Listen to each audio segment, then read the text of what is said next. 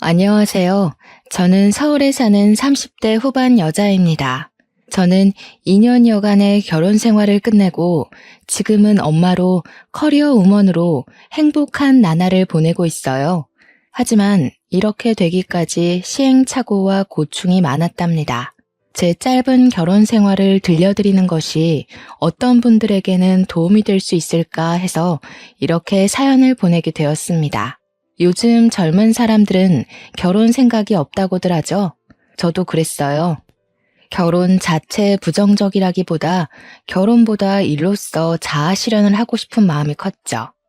한국은 OECD 국가 중 여성 임원 비율이 가장 낮다고 하잖아요. 저는 그냥 회사원으로 제 커리어를 끝내고 싶은 생각이 없었어요. 저는 대학생 때부터 회사에 들어가면 높은 자리로 올라가고 싶다는 야망을 품었습니다. 물론 현실은 녹록지 않았죠. 제 꿈이었던 광고업계에 들어갔지만 박봉인데다 매일매일 살인적인 스케줄로 다크서클만 늘어갔어요. 한 달에 야근하는 날이 15일 이상이었으니 말 다 했죠. 이래저래 치이다 보니 짧은 연애만 반복하다 30이 훌쩍 넘어 있었습니다. 저에게 다가오는 남자들은 저처럼 일 좋아하고 야망이 있는 남자들이었어요.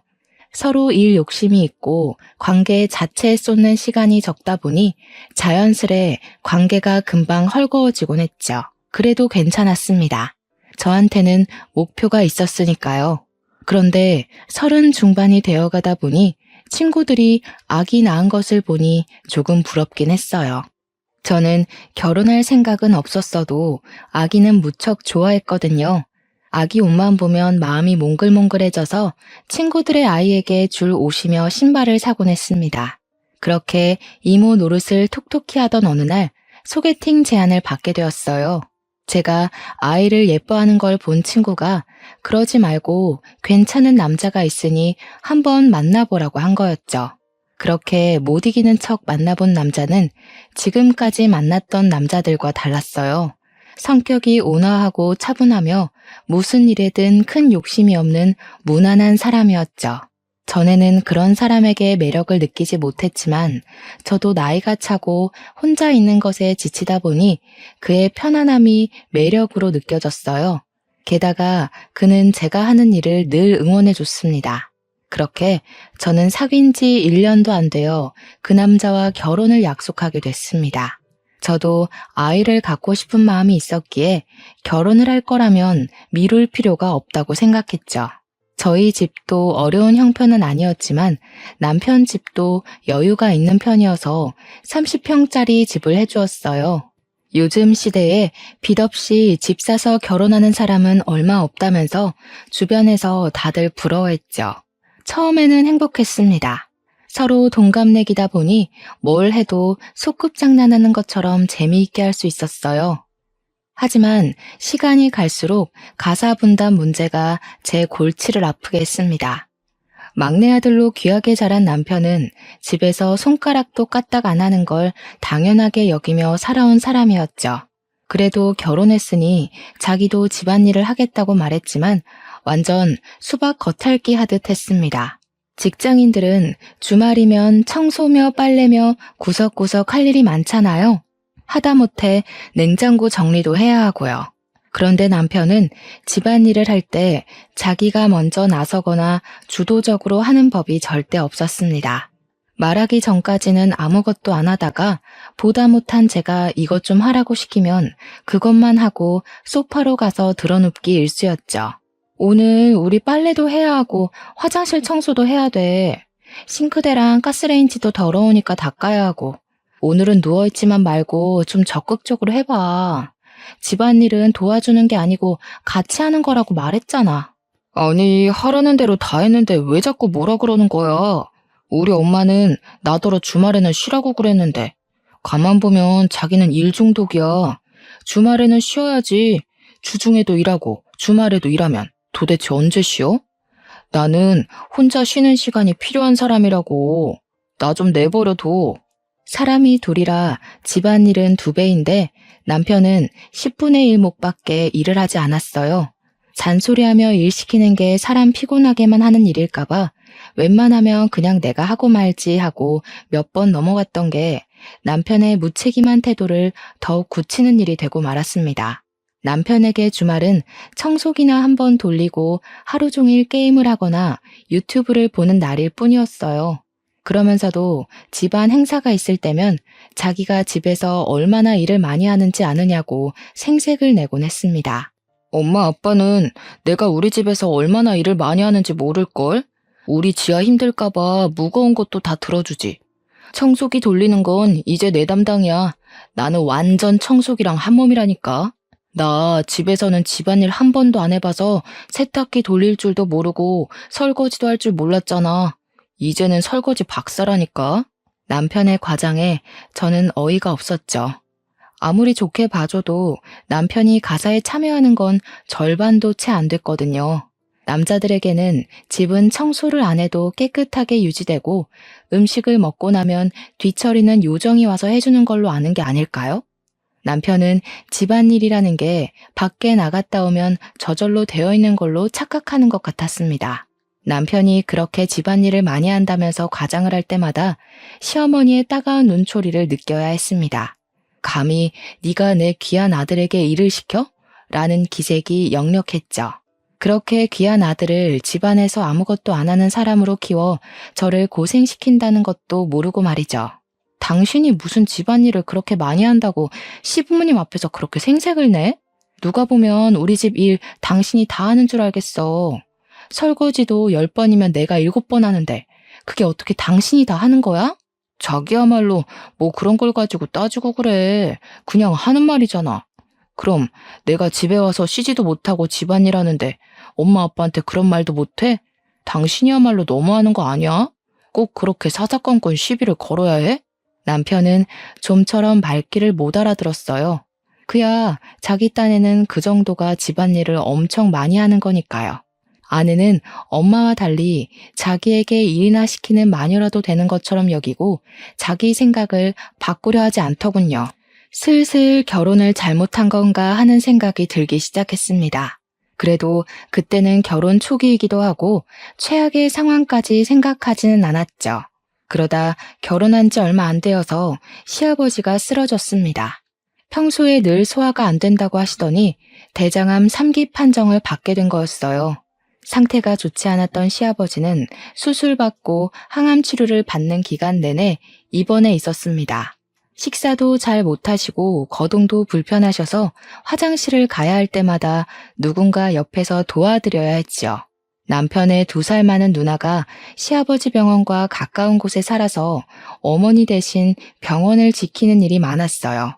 형님 부부는 병원에서 15분 거리에서 둘이 함께 가게를 운영하고 있었습니다. 아무래도 형님이 병원에 갈 일이 많다 보니 아주버님이 혼자서 가게를 운영해야 하는 일이 자꾸 생겼죠. 2사람은 고민 끝에 가게에 아르바이트생을 두기로 했죠. 시어머니는 저희가 형님 부부에게 금전적인 부분이라도 도움을 주기를 바랐습니다.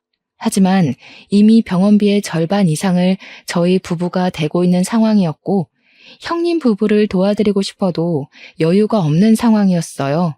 며느리가 돼가지고 시아버지가 아프다는데 와보지도 않고 너무하는 거 아니니?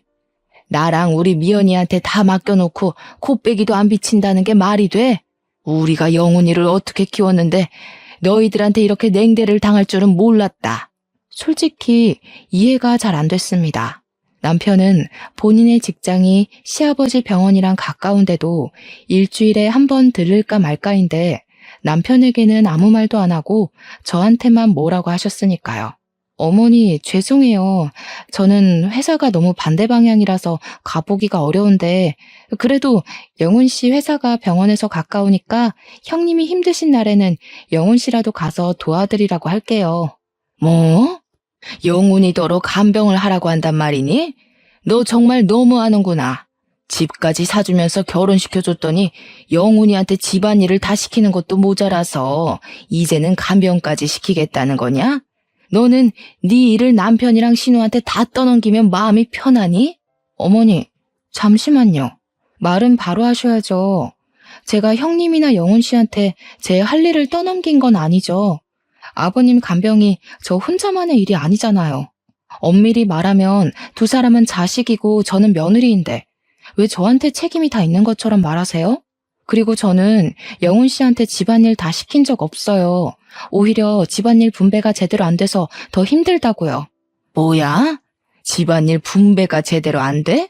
하여튼 요즘 애들 생각하는 거하고는 무섭다 무서워.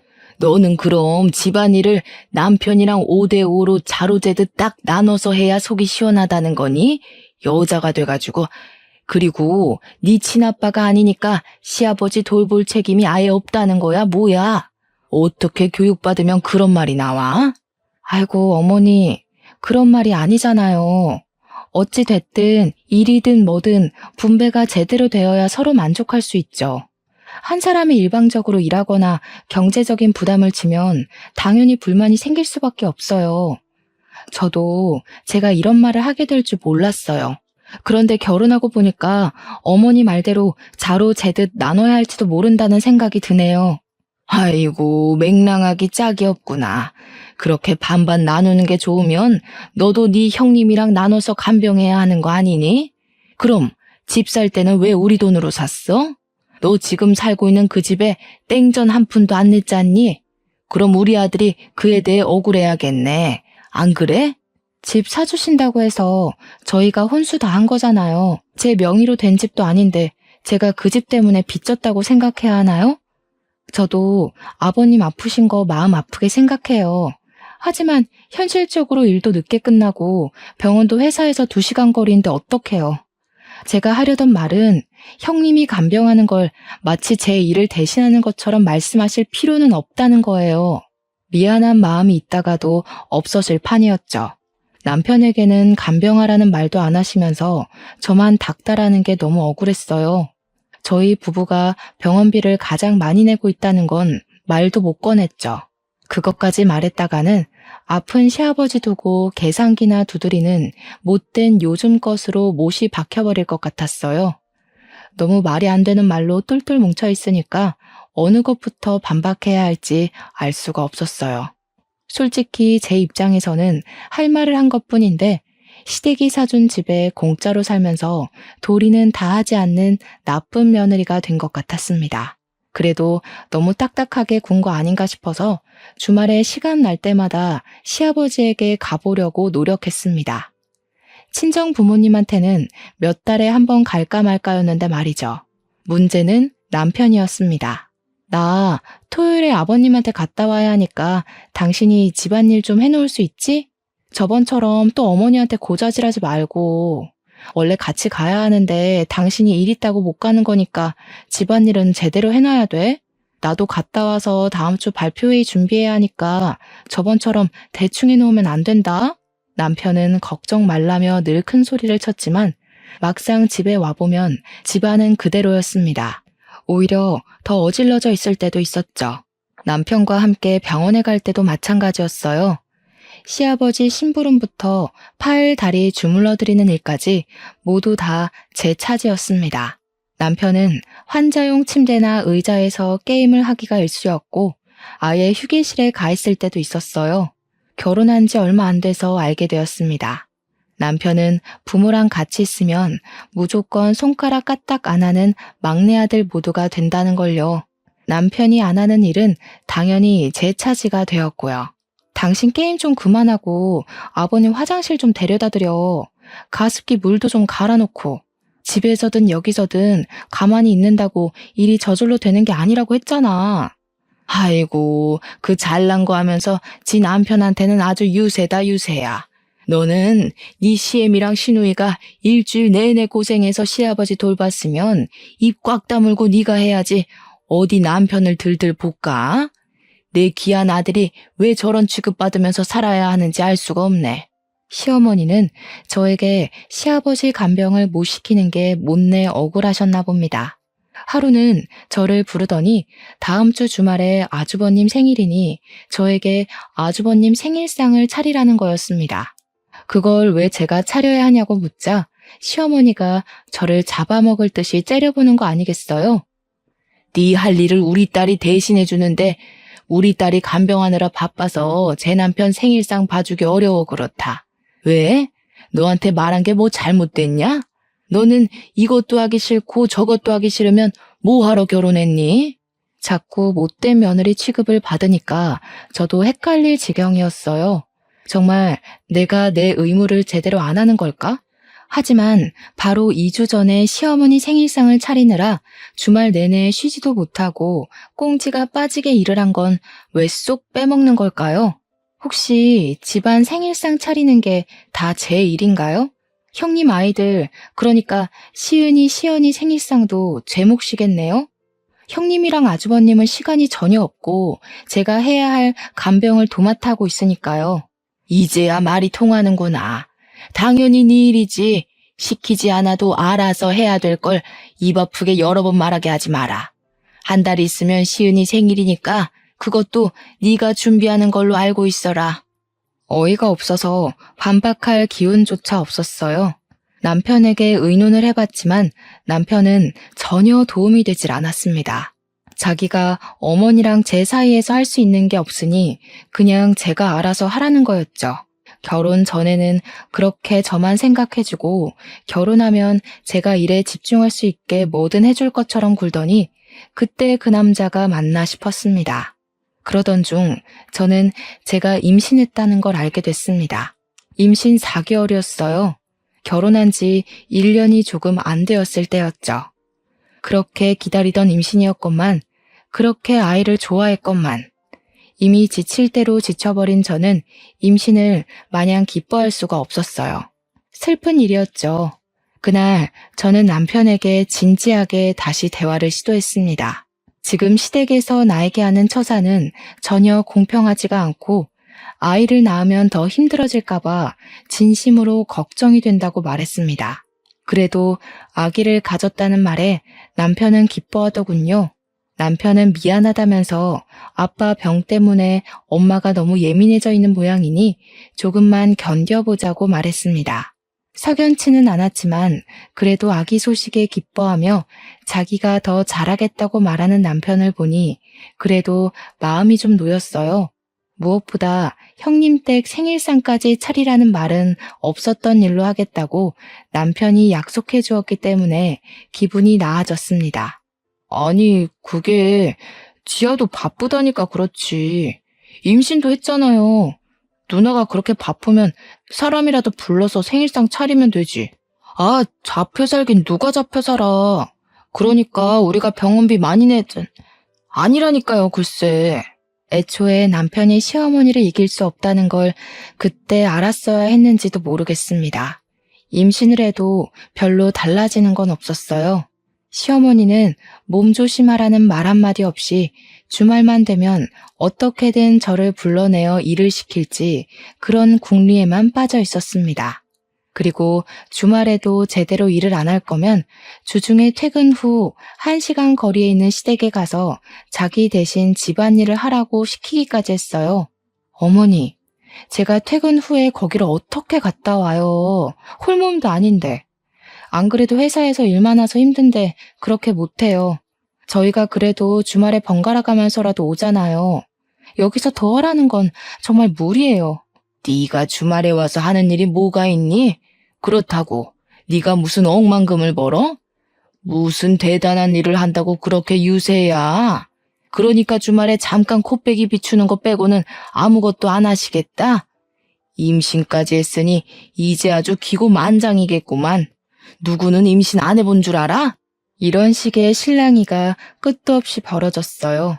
시아버지 간병을 안 하니 뭐라도 하라면서 떼를 쓰는 격이었죠.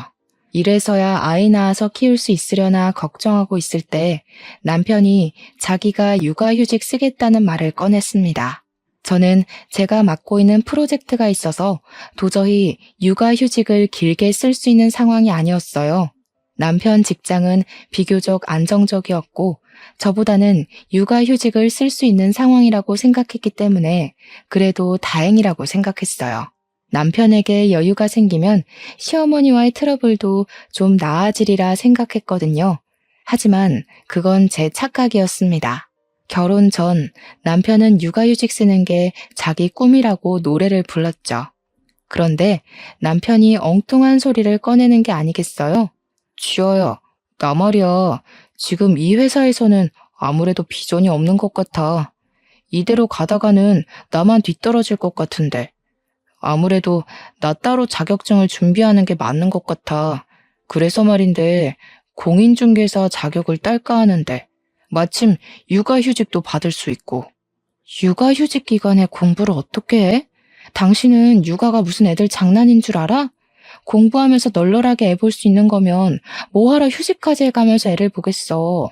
당신은 육아만 잘해도 다행이니까 괜한 소리 하지 마. 그래서 말인데 애 낳으면 엄마더러 봐달라고 하면 어떨까? 솔직히 나 혼자서 애 볼 수 있을 것 같지도 않고 그러는 게 좋을 것 같은데. 그게 무슨 말 같지도 않은 소리야? 육아휴직을 쓰는데 애를 시어머니한테 봐달라고 한다니. 당신 정신 나갔어? 절대 안 돼. 안 그래도 일 많다고 나한테 투덜대는데 애까지 보게 하면 도대체 무슨 소리를 들을 줄 알고 어떻게 육아휴직을 쓰고 애를 남한테 보게 하겠다는 생각을 할 수가 있어? 나 지금 좀 무서우려고 그래. 지아야, 제발. 나 진짜 이번에 공부해야 돼. 안 그러면 직장에서 도태되고 쪽이란 쪽은 다 당할 것 같단 말이야. 나 한 번만 봐주라. 제발. 자격증만 따면 내가 진짜 너 고생 안 시킬게. 우리 엄마 애 보는 거 가지고 싫어할 뿐 아니야. 지금 좀 역정이 나셔서 그렇지 시은이 때도 엄마가 다 봐줬잖아. 저는 남편의 간곡한 부탁에 결국 넘어갔습니다. 시아버지도 많이 나아졌으니까 그렇게 크게 부담될 일도 아닐 거라는 생각이었죠. 저는 어느덧 임신 7개월이 되어 있었고 몸이 점점 힘들어지고 있었어요. 여전히 가사에 책임감을 보이지 않는 남편에게 일 좀 하라고 잔소리를 했더니 다음날 시어머니가 집에 와 있는 게 아니겠어요. 어머니, 말도 없이 이 밤에 웬일이세요? 이 짐은 다 뭐고? 몰라서 묻는 거냐? 네가 집안일 안 한다고 영훈이한테 그렇게 닥달을 했다면서? 내 그럴 줄 알았지. 시댁 무서운 줄 모르고 남의 집 귀한 아들한테 집안일 안 한다고 타박을 해? 영훈이가 뭘 할 줄 아니? 오죽 그랬으면 영훈이가 나한테 도와달라고 그랬겠어? 여보, 이게 지금 무슨 소리야? 나 이제 몸이 조금 힘드니까 조금만 더 신경 써달라고 했지. 내가 무슨 바가지를 긁어. 그리고 그렇다고 어머니를 불러들이는 게 어디 있어? 우리 집 일은 우리끼리 해결해야지. 왜 자꾸 어머니를 끌어들여? 아니, 그게 아니고 내가 불러들였다기보다는 그냥 얘기하다 보니까 말한 것뿐이야. 근데 어차피 자기 애 낳으면 엄마한테 봐달라고 부탁드릴 생각이었잖아. 내가 지금 감당이 안 돼서 그러니까 조금 일찍 봐달라고. 문제될 거 없잖아, 응? 이게 무슨 날벼락인가요? 시어머니한테 아이를 맡기더라도 아이 낳으면 직장 가 있는 동안 잠깐만 봐달라고 할 생각이었지. 아이 낳기도 전부터 우리 집에 와 계시게 할 생각일 줄 누가 알았겠어요? 당신, 정말 이게 맞는 선택이야? 지금 이 상황에서 꼭 공부를 다시 해야 해? 애 하나 키우는 게 얼마나 큰일인데 하필이면 이때 내가 어머니 때문에 힘들어하는 거 알면서 어떻게 이래? 이건 나더러 애 키우면서 시집살이까지 하라는 소리밖에 안 되잖아. 자기는 무슨 말을 그렇게 해? 내가 지금 놔두자고 하는 일이야? 이렇게 해서 내가 잘 돼야 아기도 잘 키울 거 아니야.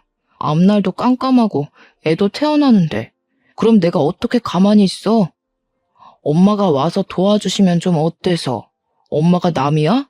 아빠 간병 들 때도 너희 아빠니 뭐니 그러더니 꼭 그렇게 편을 갈라야 해? 이렇게까지 이해심 없는 여자인 줄 몰랐어. 방귀 낀 놈이 성낸다더니 자기가 역정을 내는 게 아니겠어요? 남편은 저에게 따지고 있지 시어머니는 팔짱을 끼고 저를 째려보지. 저는 말 그대로 수세에 몰렸습니다. 앞날이 캄캄했습니다. 결국 그날부터 제 눈물겨운 시집살이가 시작됐죠. 아이고 집안꼴하고는 여태 제 남편 아침밥 한 번 안 차려준 꼴이 훤하구만. 우리 아들도 부처가 따로 없어. 저렇게 게을러 빠진 애랑 살면서 지 엄마한테는 밥 얻어먹는다고 거짓말까지 하고 저렇게 착해 빠져가지고 어떡할꼬. 그러니 저런 독한 여팻네한테 잡혀 살지. 어머니, 저도 우유 한 잔 못 마시고 나가는데 일도 제가 더 늦게 끝나고요. 왜 저한테만 아침밥 차리라고 하세요? 아침밥이 그렇게 중요하면 필요한 사람이 차려 먹으면 되죠. 아직도 뚫린 입이라고 할 말이 남았나 보구나. 내가 여태까지 말 안 한 건 그래도 젊은 사람들을 존중해 주려고 그런 거였다. 그런데 와서 보니까 도저히 그냥 내버려 둘 수가 없구나. 너는 내가 아주 예의라는 걸 제대로 가르쳐야지 안 되겠어. 집안일도 제대로 안 하면서 어디 시애미한테 눈 똑바로 뜨고 따박따박 말대꾸를 해? 네 애미가 그렇게 가르치디? 시어머니는 임신 8개월이 다 된 저에게 집안일을 가르친다면서 사사건건 참견하고 못살게 굴기 시작했어요. 임신했다고 손가락 까딱 안 하려는 생각이거든. 꿈 깨라 이거야. 우리 때는 임신 직전까지 밭일하고 증조 할아버지 밥상까지 받으렸다고. 너희들이 지금 하는 일이 그게 뭐 힘든 일인 줄 아니? 이 옷 개놓은 거. 이거 좀 봐라. 이런 거 하나 못하면서 무슨 말이 많아? 여기 바닥 더러운 거 보이지? 얼른 다시 닦아라. 하소연할 때가 마땅치 않았던 저는 제 친구에게 제 상황을 말했어요. 그랬더니 친구는 지금이 무슨 조선시대냐면서 저 대신 화를 내주었습니다. 지금 당장 그 집에서 나오라면서요. 하지만 그 집에서 당장 나온다고 답이 나오는 게 아니었기 때문에 저는 꾸역꾸역 버티고 있었어요. 임신한 몸으로 시어머니한테 구박당하고 사는 걸 엄마 아빠가 알면 얼마나 슬퍼할지 알았기 때문에 친정으로 가는 건 정말이지 피하고 싶었거든요. 몸은 점점 힘들어지는데 시어머니는 여전히 저를 부려먹지 못해 안달이었죠. 임신한 저에게 파스 사오라, 쓰레기 내다 버려라, 심부름 시키는 건 물론이고 아들 먹여야 한다면서 사골국까지 끓이게 했습니다. 제가 먹는 것도 아니고 영우 씨 먹을 사골국을 끓이라는 건가요? 임신한 저한테 집안일 시키는 것까지 모자라서 사골국까지 끓이라고요? 일을 시켜도 미꾸라지처럼 빠져나갈 궁리만 하면서 누가 들으면 네가 집안일을 다 아는 줄 알겠다. 네 남편 먹을 사골국 끓이라는 게 그렇게 억울해? 사골국 끓이면 다 같이 먹지 영훈이만 먹을까 봐? 생각하는 게 어쩜 저렇게 못됐을꼬. 저러니 우리 아들이 죽어나지. 얼마 뒤 시어머니가 그때까지 요양원에 있던 시아버지를 저희 집으로 데리고 들어왔습니다. 저는 더 이상 말할 힘도 없었지만 그래도 제 허락 없이 시어머니에 이어 시아버지까지 데리고 들어온 것에 대해 남편에게 따졌습니다. 그랬더니 남편이 한다는 말이 어차피 자기 집인데 무슨 상관이냐는 거였어요. 집 명의가 자기 앞으로 되어 있으니 자기 마음대로 해도 된다는 말이었죠. 기가 막히고 코가 막힐 노릇이었습니다. 시어머니는 저에게 시아버지 밥상을 제대로 차리라면서 또 사람을 들들 볶기 시작했고요. 아픈 사람한테는 음식 잘해 먹이는 것만큼 좋은 게 없어. 임신했다고 손 놓고 있을 생각하지 말라 그랬지? 며느리가 됐으면 시아버지 몸에 좋다는 게 뭔지 알아서 착착해서 갖다 바쳐야지. 자기 남편 친구와 소개팅을 해보라며 등 떠밀었던 친구 서연이는 제 얘기를 듣고 미안해서 어쩔 줄을 몰라 했어요. 지아야, 너 진짜 괜찮은 거야? 누가 옆에서 수발 들어줘도 모자랄 판에 시아버지 수발까지 들라고 했다니 그 집 식구들 진짜 정신 나간 거 아니야? 영훈 씨 사람 좋게 봤는데 널 그렇게 만들고 본인은 육아휴직한다고 좋아하다니 진짜 이럴 줄은 몰랐어. 어떡하니 지아야? 우리 시댁도 좋기만 한 건 아니지만 그래도 그건 진짜 아닌 것 같아. 서연이 네가 이럴 줄 알았겠니? 네 탓 아니니까 너무 신경 쓰지 마. 나도 이제는 어떻게 해야 할지 모르겠어. 시어머니는 툭하면 시아버지 제대로 모시라고 그러는데 나더러 대체 어떻게 하라는 건지도 모르겠고 남편이란 사람은 육아휴직하고 공부하겠다더니 쉬는 날엔 집안일도 안 하고 공부도 안 하고 게임만 하고 있으니 그러다 진짜 아이 잘못되지 않을지 우리 집이라도 오라고 하고 싶은데 여기도 애 키우느라 전쟁터라서 내 생각엔 엄마 아빠한테 미안하더라도 집으로 들어가는 게 좋을 것 같아. 지금은 그 방법밖에 없어. 아무리 생각해도 그 집에서 애 낳고 사는 건 답이 아닌 것 같아. 임신한 사람한테 집안일을 시키고 아픈 시아버지 수발까지 들라니. 정말 그럴까? 정말 여기서 나가는 것밖에는 방법이 없는 걸까? 내가 결혼하라고 등 떠밀어 놓고 이렇게 말하기가 나도 정말 미안하기도 하고 황당하기도 하고 그런데 지아야, 너 똑똑한 애잖아. 이제는 정신 바짝 차려야 할 것 같아. 임신해서 두렵고 막막할 거라는 건 아는데 콩이를 진짜 생각한다면 어떻게 하는 게 맞는 건지 생각해보는 게 좋을 것 같아. 그 길로 저는 결국 짐을 싸기로 했습니다. 산달이 거의 다가오고 있었어요. 토요일 짐을 싸고 있는데 창밖을 보니 눈이 내리고 있더군요. 남편은 친구 만나러 나갔고 시어머니와 시아버지는 병원에 가는 날이었어요. 그날이 기회라고 생각했습니다. 친구들이 임신 축하한다며 사다 준 아기용품들을 어떻게 해야 하나 쳐다보다가 그냥 두고 가기로 했습니다. 그때 초인종이 울렸어요. 친구 서연이가 눈을 맞으며 서 있었습니다.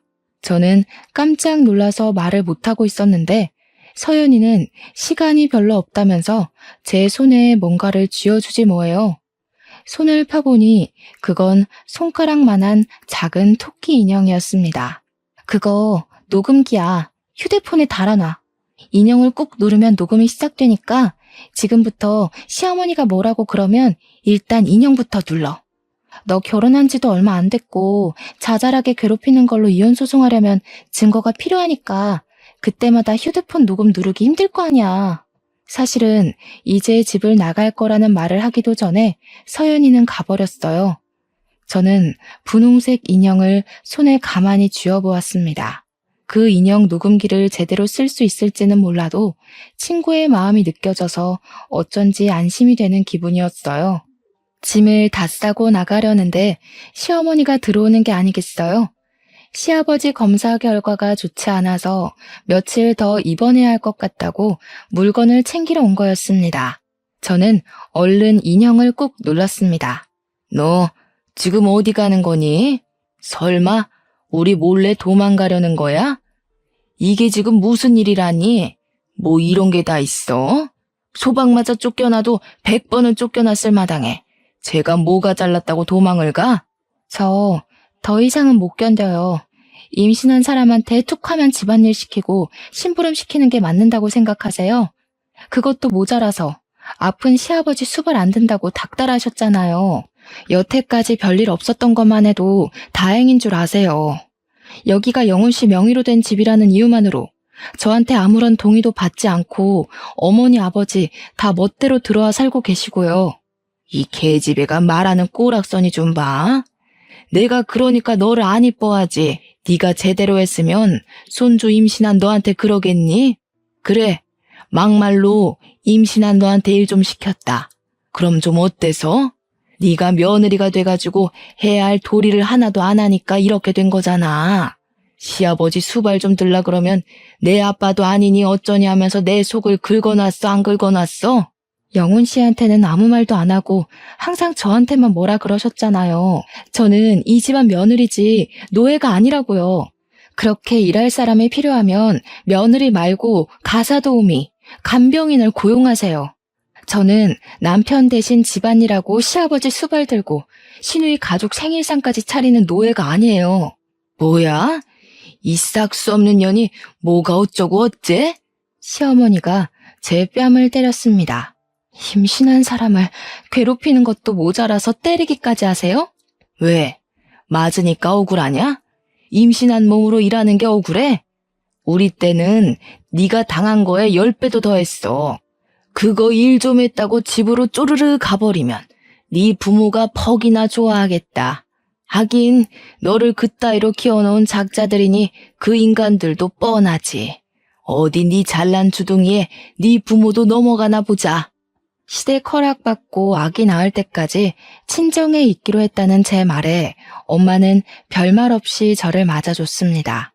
아빠는 제가 왔다는 소식을 듣고 커다란 멜론을 사들고 헐레벌떡 돌아오셨고요. 오랜만에 엄마가 해준 따뜻한 밥을 먹고 아빠의 사랑을 받으며 편안함을 맛봤죠. 두 분은 얼굴이 왜 이렇게 까칠하냐고 걱정하시면서도 캐묻지는 않으셨어요. 엄마 아빠와 따뜻한 시간을 보낸 뒤 저는 혼자 아빠 서재로 들어갔습니다. 인형의 등에 있는 지퍼를 내려보니 USB 형태의 녹음기가 나왔어요. 인형을 누르면 겉에 있는 버튼이 눌려서 녹음이 되는 거였죠. USB를 컴퓨터에 꽂고 아까 그 집에서 나오기 전에 녹음했던 녹음본을 눌렀습니다. 평화로운 친정집의 아빠 서재에서 울려 퍼지는 시어머니 앙칼진 목소리를 듣자니 제 처지가 다시금 실감이 나더군요. 조금 있으면 아기가 태어날 텐데 이혼을 해도 되는 건지 괴로운 마음이었어요. 그때 아빠 목소리가 들려왔습니다. 치아야, 이게 다 무슨 소리냐? 이거 네 시어머니 목소리 아니니? 지금 네 시어머니가 너한테 이렇게 말한 거야? 임신한 애한테 이게 대체 무슨 소리라니? 이거 처음 있는 일도 아닌 것 같은데. 여태 왜 말 안 했어? 이래서 집에 온 거구나? 아이고, 아빠는 그것도 모르고. 지아야, 너 괜찮은 거야? 아빠, 이게 그러니까 나는 정말 괜찮은데 콩이 때문에 어떻게 해야 할지 모르겠어요. 그 집에서 내가 콩이 낳고 잘 살 수 있을지 이럴 줄 모르고 결혼했나 싶고 콩이한테 너무 미안해요. 엄마 아빠한테 이런 모습 보이게 된 것도 죄송하고 제가 원하던 삶은 이런 게 아니었는데 그냥 열심히 산 것뿐인데. 지아야, 울지 마. 너 잘못한 거 하나도 없어. 울기는 왜 울어? 사람이 실수를 할 수도 있는 거지. 그렇다고 곧 애 낳을 사람이 그렇게 속을 썩이면 어떡해? 엄마 아빠한테 얼른 말하고 도움을 받았어야지. 아이고, 아니다. 아빠도 잘못 생각했어. 나는 네가 워낙 야무지니까 시댁에서도 어련히 알아서 잘하리라고 안심하고 있었지 뭐야. 아빠, 실망시켜드려서 죄송해요. 잘 사는 모습 보여드리고 싶었는데 예쁜 손주 낳아서 행복하게 해드리고 싶었는데. 이 녀석아, 우리는 네가 있는 것만으로도 행복해. 네가 네 꿈을 향해 열심히 나아가는 게 얼마나 자랑스러웠다고. 이훈 그거 까짓 거 별거 아니야. 아빠 친구 세용이 알지? 걔 딸이 이혼 전문 변호사인데 들어보니까 별별 더러운 꼴이 다 있더라고. 이혼을 쉽게 하는 건 아니지만 아니다 싶으면 빨리 하는 것도 답이야. 아빠가 잘 알아봐 줄 테니까 걱정하지 말고. 아빠 얘기를 들은 엄마는 자고 있는 저한테 와서 한참을 머리를 쓰다듬으셨어요. 저는 잠에서 깼지만 눈물이 나는 게 들킬까봐 가만히 있었죠. 엄마도 저도 조용히 울었습니다. 콩이는 무사히 세상에 나왔습니다. 시어머니의 핍박이 없는 곳에서 마음이 편하게 산후조리까지 했고요. 산후조리가 끝날 무렵 이혼 전문 변호사라는 아빠 친구의 딸을 만났습니다. 제 친구 서연이도 제 아이를 안고 찾아왔어요. 전 토끼 인형 녹음기가 큰 도움이 됐고 앞으로도 도움이 될 거라고 서연이에게 말해줬죠. 서연이는 제 손을 꼭 잡아줬습니다. 그리고 저는 남편과 시부모까지 기다리고 있는 집으로 돌아갔습니다. 마음은 전쟁터에 나가는 장군의 심정이나 마찬가지였어요. 저에겐 든든한 지원군이 있었고 지켜야 할 아이도 있었죠. 제가 들어가자 시어머니는 호통부터 쳤습니다. 저는 토끼 인형을 꼭 쥐고 있었죠. 아니, 인연이 미쳤나? 여기가 네 마음대로 드나드는 복덕방이라도 되는 줄 알아? 결혼을 했으면 참고 사는 법도 배워야지.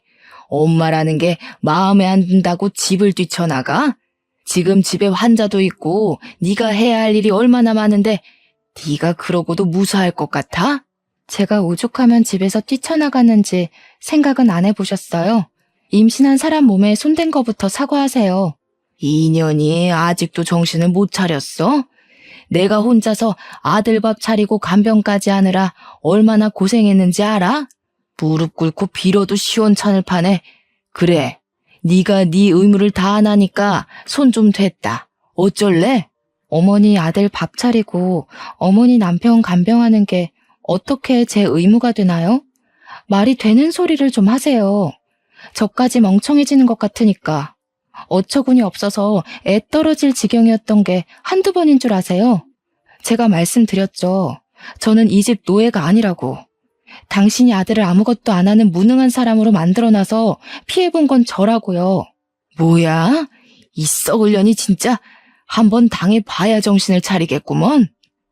시어머니는 노발대발 화를 내며 제 머리채를 잡았습니다. 제가 머리채를 잡히는 걸 남편은 멀뚱멀뚱 구경만 하고 있었죠. 문 앞에서 기다리고 있던 아빠는 집안이 소란스러워지자 초인종을 눌렀고 남편이 문을 열어줬습니다. 아니, 이게 다 뭐야? 지아, 너 머리가 왜 그래? 이 여자가 임신한 딸을 뺨 때리는 것도 모자라서 이제 남의 집 귀한 딸 머리채까지 잡아? 당신만 손 있는 줄 알아? 그러니까 진작 애 교육 좀 잘 시키지 그러셨소. 사돈댁에서 애 교육을 안 시키니까 우리 아들 고생하고 나도 고생하는 거 아닙니까? 우리 딸이 무슨 의무를 다하네? 얘가 어릴 때부터 얼마나 책임감이 강하고 자기를 똑부러지게 했는데 저런 못된 여자가 있나? 자네는 뭘 그렇게 멀뚱멀뚱 서서 구경만 하고 있어? 자네야말로 남편 역할 좀 제대로 하게. 가자, 지아야. 상종을 하지 말아야지. 저렇게 무식한 인간들하고 더 얘기했다간 귀가 어떻게 될 것 같으니까. 잠깐만요, 아빠. 짐을 챙겨 나가기 전 시어머니의 뺨을 후려쳤습니다. 자기 숟가락도 못 놓는 남자들 데리고 한번 잘 살아보세요. 죽을 때까지 본인 치마폭 안에 꽁꽁 싸매서 죄 없는 다른 여자들 피해주지 마시고. 이혼 소송은 생각보다 쉽게 끝났어요. 제가 갖고 있던 녹음 파일들이 배우자 가족에게 폭력적인 대우를 받은 증거로 인정되어 위자료도 받고 양육권도 가져올 수 있었습니다. 토끼 인형을 받기 전부터 가끔씩 휴대폰으로 녹음을 해놨거든요. 결혼 기간이 짧아서 위자료가 큰 금액은 아니었지만 그건 그렇게 중요한 일이 아니었어요. 제가 마음의 평화를 찾고 제 일에 대한 열정을 찾은 게 훨씬 더 중요한 일이었으니까요. 저는 아이가 3살 되던 해에 회사에서 나와 광고회사를 차렸고 지금은 CEO로 성장해 바쁜 나날을 보내고 있습니다. 일에 대한 열정으로 업계에서 인정받아 회사를 키워나가고 있어요. 시댁에서 스트레스 받으며 있었다면 절대 이렇게 능력을 발휘하지 못했을 것 같아요. 사랑하는 딸도 무럭무럭 건강하게 잘 자라고 있고 사랑하는 가족과 친구도 있고 제 일도 키워나가는 지금이 저는 그 어느 때보다도 행복하답니다. 제 이야기는 여기까지예요. 그때로 돌아가라고 하면 돌아가고 싶지 않지만 그래도 사랑하는 딸이 있으니 후회는 없어요. 혹시라도 여러분 중에 저처럼 아이 때문에 최악의 시댁에서 빠져나오기를 주저하고 있는 분들이 있다면 주변에 의논하시고 손을 내밀어 보셨으면 좋겠다는 말씀을 드리고 싶어요. 주변에 친구가 없더라도 요즘엔 좋은 상담 기관도 많이 있으니까 혼자서 끙끙 앓지 않으셨으면 좋겠습니다. 아이도 중요하지만 무엇보다 중요한 건 우리 자신의 행복 아니겠어요? 아무튼 다들 행복하게 사세요.